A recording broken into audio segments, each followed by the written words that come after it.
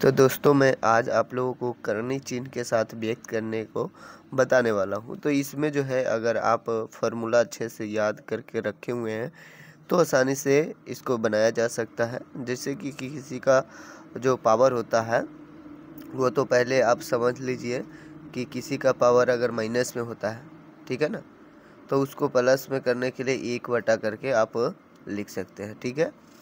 और उसके पश्चात इसमें एक और फार्मूला लगेगा, जिसमें जो फार्मूला लगेगा मैं बताऊंगा, आपको फार्मूला भी लगभग क्लियर हो जाएगा, ठीक है। तो यहाँ पर जो है एक फार्मूला लगेगा यहाँ पर, और n/m कह लीजिए या कुछ भी m/n कर लीजिए।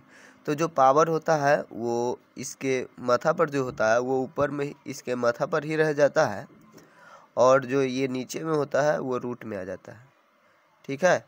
तो इस तरह से होता है, क्लियर। अगर हम यहाँ पर देखें तो इस सवाल के साथ क्या होगा, तो इस सवाल के साथ 1/x की पावर 1/4 होगा, ठीक। अब ये वाला फार्मूला लगा देंगे तो x के जो पावर है 4 वो 4 ही रहेगा, और ये x के पावर 1 जो रहेगा वो पावर में रहेगा। तो हम n के जगह पर अगर 1 है तो कुछ दिक्कत नहीं होने वाला है। और दूसरी बात जो है ये नीचे में होता है, सो यहाँ आ जाएगा।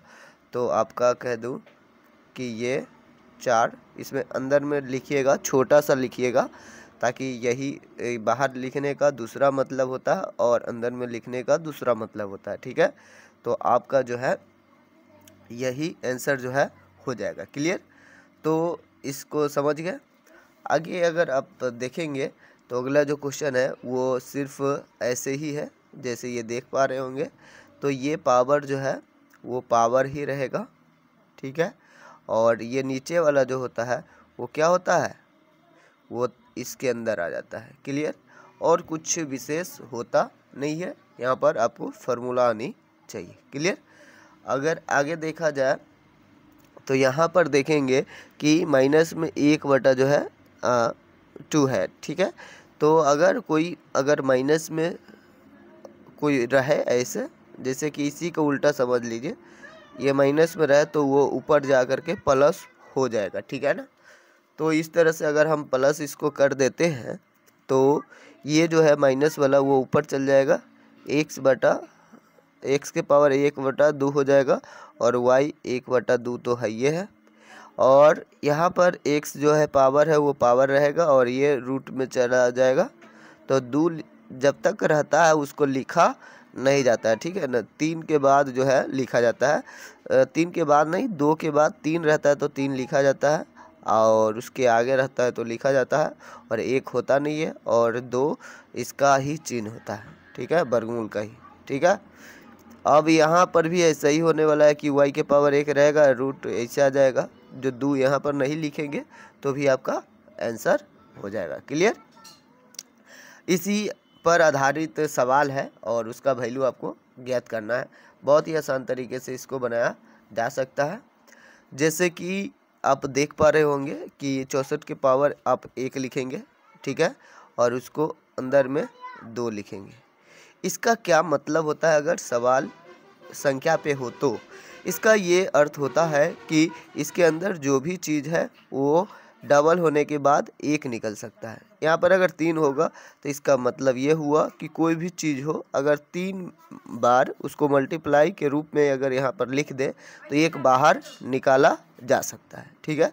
तो यहाँ पर 2 है तो इसको आप 8 × 8 लिख सकते हैं, नहीं तो और तोड़ सकते हैं, 2-2 करके निकाल सकते हैं। नहीं तो यहाँ पर डबल निकल ही गया है, डबल हो गया हुआ है तो आप बाहर निकाल सकते हैं, क्योंकि 2 में से 1 निकालना है। तो 8 आपका आंसर आ जाएगा, क्लियर। किसी प्रकार की दिक्कत नहीं है। तो आप इसको और छोटा करके निकाल सकते हैं, और इसके बारे में आपको जानकारी भी होगा, ठीक है ना, क्योंकि वर्गमूल निकालना आपको आता होगा। आगे जो है मैं यहाँ पर फार्मूला को लगाना का कोशिश कर रहा हूँ, ठीक है ना। यहाँ पर भी 125 के पावर जो है 1 हो जाएगा, जो लिखेंगे नहीं, और यहाँ पर 3 होगा, ठीक है। अब इसको हम तोड़ेंगे 125 को, तो 3 5 गो आएगा, 5 जो है 3 गो आएगा, तो इसमें से 1 गो निकाल सकते हैं क्योंकि ये बोला है 3। 3 यानी कि 3 में से 1 निकालना है। यहाँ पर 2 लिखा है तो इसका मतलब 2 में से 1 निकालना है। 5 लिखा होगा तो इसका मतलब 5 में से 1, यानी कि इसको इस तरह से गुणनखंड करने के पश्चात 5 निकल जाए, गुणनखंड में आ जाए 5 बार, तो 1 निकाल सकते हैं। यही आपका आंसर हो जाएगा। ठीक है, यहाँ भी इसी प्रकार से है, कोई मुश्किल सवाल तो है नहीं, है ना। तो इसको जो है क्या करेंगे, 9 के पावर जो है 3 लिखेंगे और अंदर में जो है 2 आएगा। यहाँ पर इसको अगर डबल करेंगे, 2 को लिखे चाहे नहीं लिखे, उसका अर्थ आप समझ ही रहे हैं। तो 9 गुने 9 और गुने 9, यहाँ पर इसका बाहर निकल जाएगा 9, और इस 9 को तोड़ेंगे तो 3 गुने 3 आएगा, तो इसका भी एगो 3 निकल जाएगा। तो आपका फाइनली जो आंसर होगा 9 गुने 3 यानी 27। ठीक है, क्लियर। किसी प्रकार की अगर दिक्कत है तो आप लोग कमेंट में पूछ सकते हैं। ठीक है, और ये जो सवाल आप देख पा रहे हो चौथा, ये आप लोग इसका आंसर जो है कमेंट में ज़रूर बताइएगा। फिर मिलते हैं नेक्स्ट वीडियो में। Thank you for watching.